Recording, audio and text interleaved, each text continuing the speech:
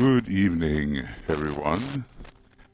We are continuing with our work on the soul of nations, destiny of the nations. It is, let's say, educative political work. We may not be politicians per se, but we can spread the knowledge of the qualities of the nations, and particularly their soul qualities, which must emerge, and as a result, encourage people to share their own soul qualities to make it possible for this emergence to occur, because we are in an emergency. Well, Tui and I have been emphasizing a lot this second of the great invocations, and I think we can pretty well tell why. The great battle for democracy at this time, long predicted, is in full swing. And if we choose wrongly in the American election, it will have worldwide repercussions, and the autocracy will attempt to rise. Dictatorships manipulatively and by force depriving the citizenry of their will. We cannot allow that to happen. We're working interiorly to make sure it doesn't.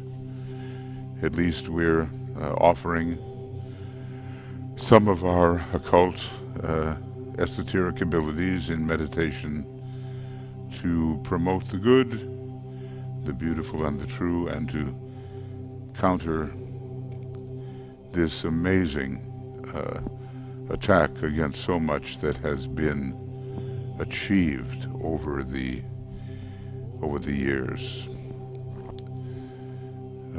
So let us align, come together as a group, knowing we are representing many people.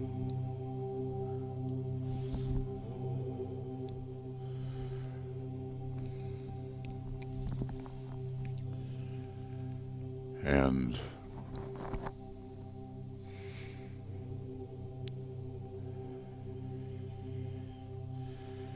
with the deep earnestness and the intention to follow through in our interior esoteric life, promoting the good, the beautiful, and the true, we will together sound great invocation number 2. Let the Lords of Liberation issue forth. Let them bring succor to the sons of men. Let the rider from the secret place come forth, and coming save. Come forth, O Mighty One. Let the souls of men awaken to the light, and may they stand with massed intent. Let the fiat of the Lord go forth. The end of woe has come. Come forth, O Mighty One. The hour of service of the saving force has now arrived. Let it be spread abroad, O Mighty One.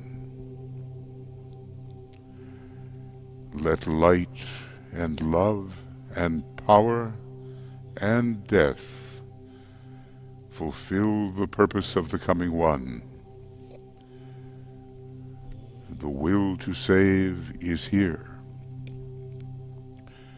The love to carry forth the work is widely spread abroad. the active aid of all who know the truth is also here. Come forth, O Mighty One, and blend these three. Construct a great defending wall. The rule of evil now must end.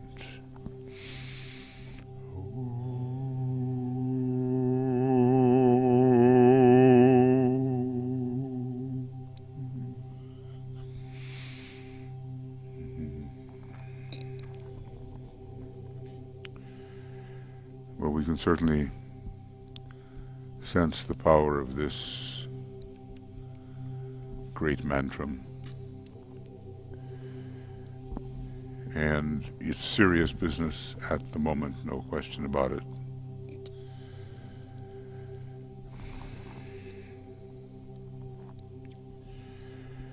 We've been studying the way the nations are interrelated,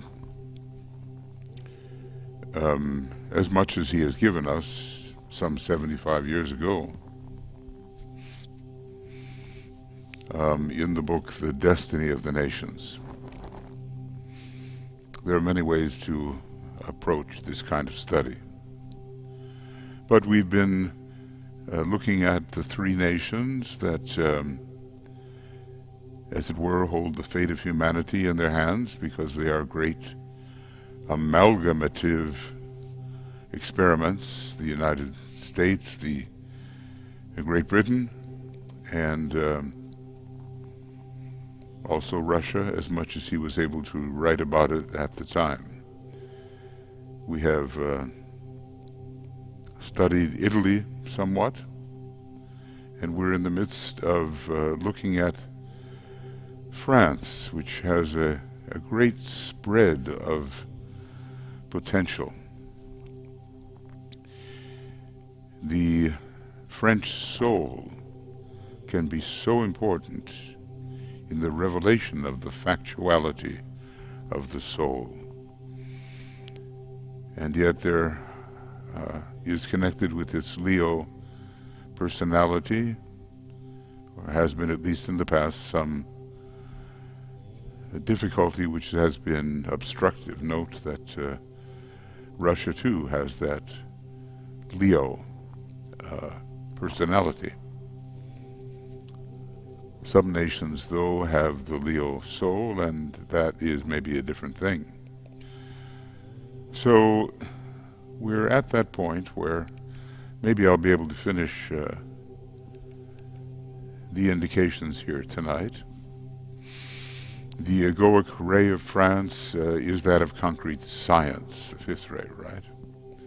Working in conjunction with the fifth zodiacal sign, Leo, and it has given the French people their intellectual brilliance and their scientific bias. I'm repeating a couple of things here.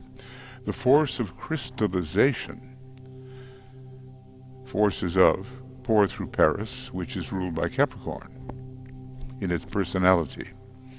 And yet the soul of the French nation is nurtured in that great capital through the soul of the city, energized by Virgo.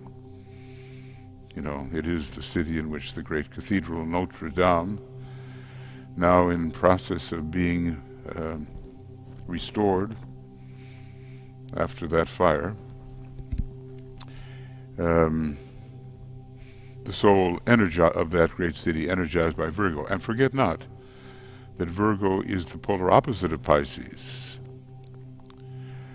and the infant Christ in Virgo comes to full flower in Pisces. Now Pisces, remember, is the soul sign of France. Herein lies the hope of France. You will remember perhaps that some years ago I indicated that from France will come a great psychological or soul revelation which will bring illumination to world thought. You know, the scientific discovery of the soul.